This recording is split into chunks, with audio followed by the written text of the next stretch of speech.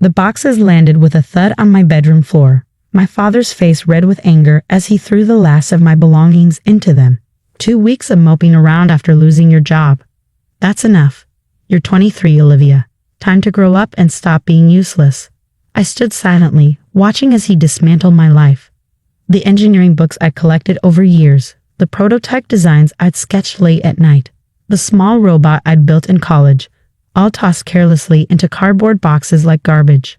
My mother stood in the doorway, arms crossed, lips pressed into a thin line of disappointment. We've given you everything, and this is how you repay us?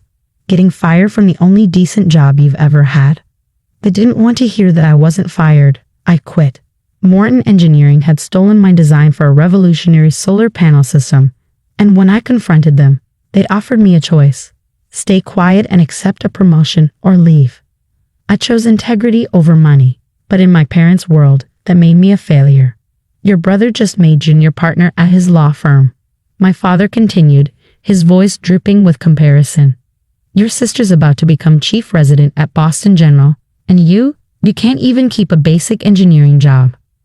The words stung, but I'd heard them all before. Since childhood, I'd been the family disappointment. My siblings followed the prescribed path. Law school, medical school, prestigious careers.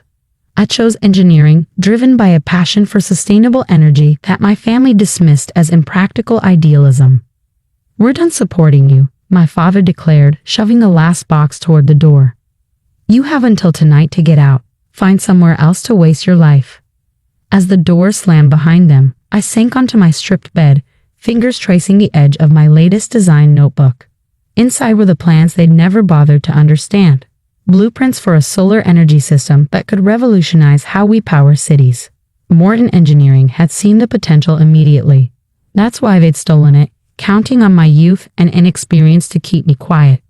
They didn't expect me to walk away. Neither did my parents. I had $3,427 in my savings account, a beat-up Honda Civic, and a dream that nobody believed in. But sometimes that's all you need. My first call was to Dr. Sarah Chen, my favorite professor from college. I need advice, I told her, explaining the situation with Morton Engineering. They stole my design, but I have something better, something they haven't seen yet. There was a pause on the line. Come to my office tomorrow morning, and Olivia, bring your notebooks. That night, I loaded my boxes into my car under my parents' cold stares. My sister Catherine stood in her scrubs, fresh from hospital rounds, shaking her head. You could have had such a nice career if you just followed the rules. My brother Michael didn't even look up from his phone. When you're ready to grow up, I might have a filing job at the firm. I drove away from that house knowing I'd never return, at least not as the same person they thought I was. Dr. Chen's office was cluttered with books and half-finished experiments, just as I remember from my college days. She listened intently as I explained my new design. A solar capture system that could generate twice the power of conventional panels while requiring half the space. Morton has the resources to develop your first design, she said thoughtfully. But this, she tapped my latest notebook, this is revolutionary. Have you filed a patent? I shook my head. I can't afford the legal fees. She smiled, reaching for her phone.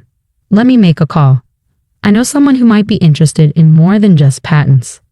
That someone turned out to be James Wilson, a venture capitalist with a track record of turning innovative green energy solutions into successful companies.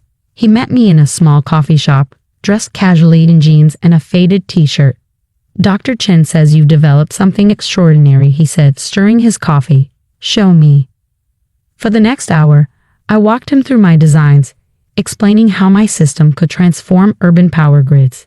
He asked sharp questions, challenged my assumptions, and finally leaned back with a thoughtful expression. Here's my offer, he said, sliding a folder across the table. Seed funding, technical support, and a team to help develop and patent your technology. In return, I want 30% equity in whatever company you build with this.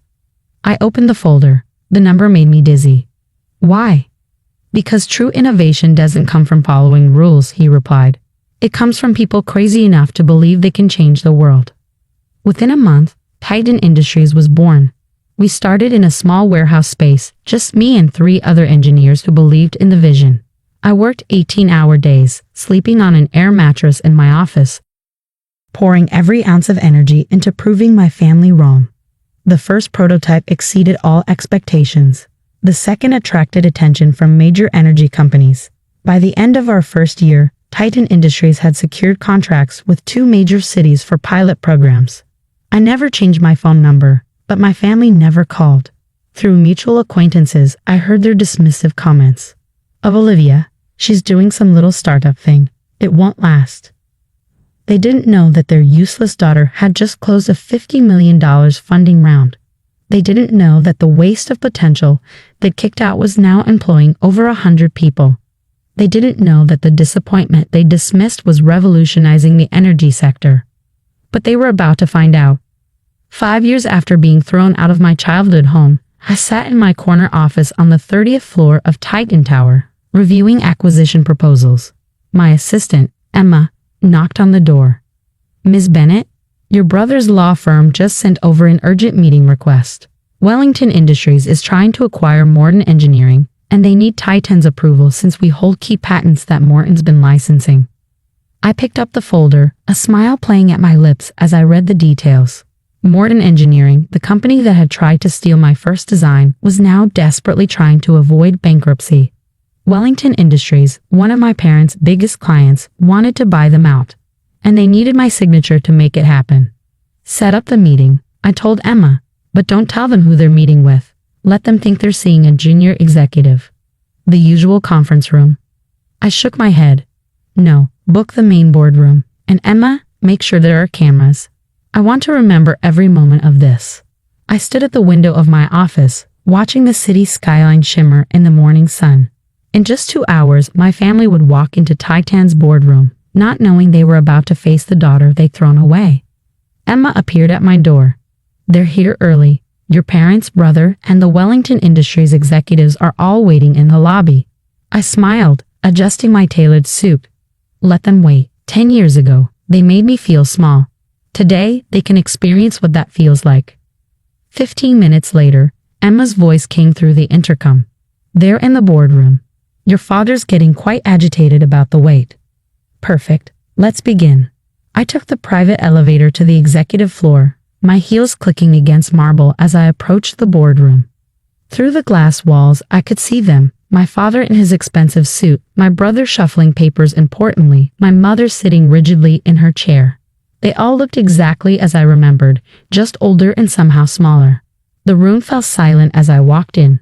For a moment, nobody moved. Then my father's face went pale, my mother's hand flew to her throat, and my brother dropped his pen. "Oh, Olivia," my mother stammered. I took my seat at the head of the table, enjoying the weight of their stares. "Welcome to Titan Industries. I believe you're here about the Morton Engineering acquisition." My brother recovered first, his lawyer's instincts kicking in. "There must be some mistake. We're here to meet with Titan's CEO." "You are?" I replied calmly. "I founded Titan Industries 6 years ago. Those patents you need? I created them. That technology Morton's been licensing. Mine. The signature you're desperate to get. Also mine." Mr. Wellington, a gray-haired executive who'd known my family for years, looked between us in confusion. "Bennett, you never mentioned your daughter was." Because they didn't know, I cut in smoothly. They were too busy calling me useless to notice what I was building. My father stood up, his face flushing. "Now see here, Olivia." "No, you see here," I interrupted, my voice sharp.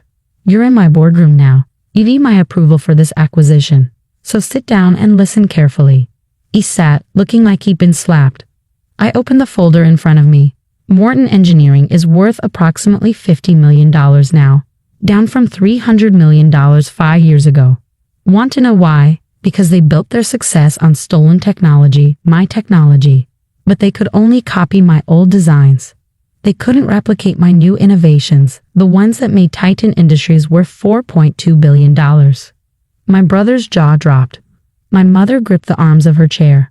"Wellington Industries wants to acquire Morton for $75 million, I continued. "A fair price for a failing company. But here's what you don't know. Titan has already made an offer through a subsidiary, $100 million. "That's impossible," my brother sputtered. "The paperwork." was filed this morning. Morton's board has already accepted. I just wanted to deliver the news personally. Mr. Wellington stood up, straightening his tie. Well, it seems we've wasted our time. Bennett, you should have told me your daughter was a competitor. He didn't know, I said, allowing myself a small smile.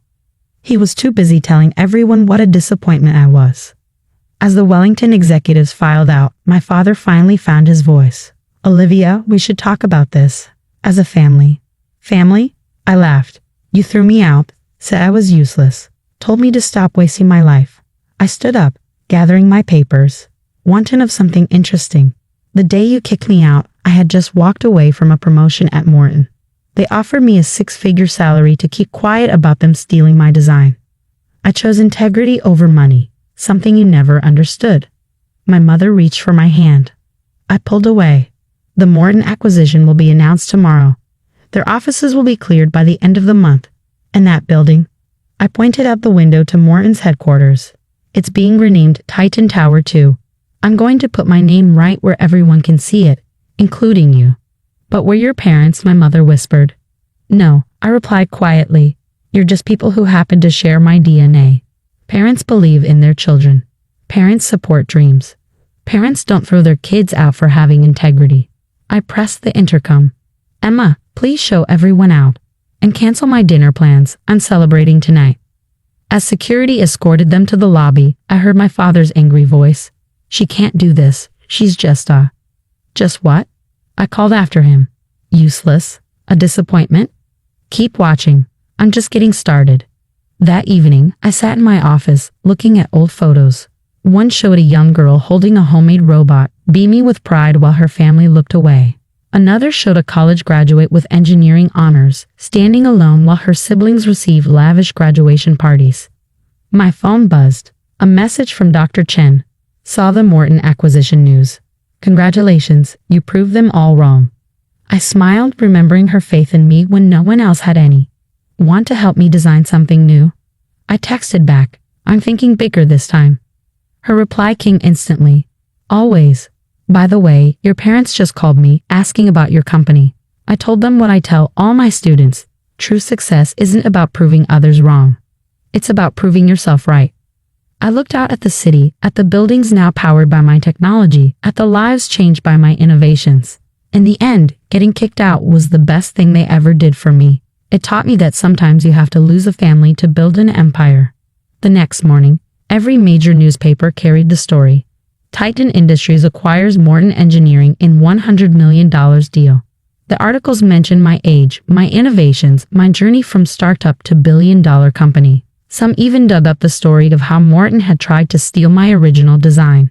My family's phones rang constantly as their social circle buzzed with the news.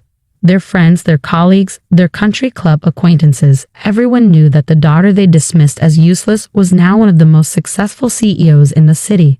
I received hundreds of messages, including dozens from relatives suddenly eager to reconnect. I archived them all except one, from my young cousin Lisa. I want to be an engineer too, she wrote, but everyone says I should do something more practical. Would you meet with me? My reply was simple. Come by my office tomorrow. Bring your dreams and ignore anyone who calls them impractical. Sometimes the best revenge isn't about getting even. It's about breaking the cycle. It's about showing others that it's okay to follow their dreams, even when no one believes in them. As for my parents, last I heard, they drive a different route to work now. Apparently, they can't stand seeing my name on the side of 2 downtown buildings. But I made sure the letters were extra large, just in case they ever look up.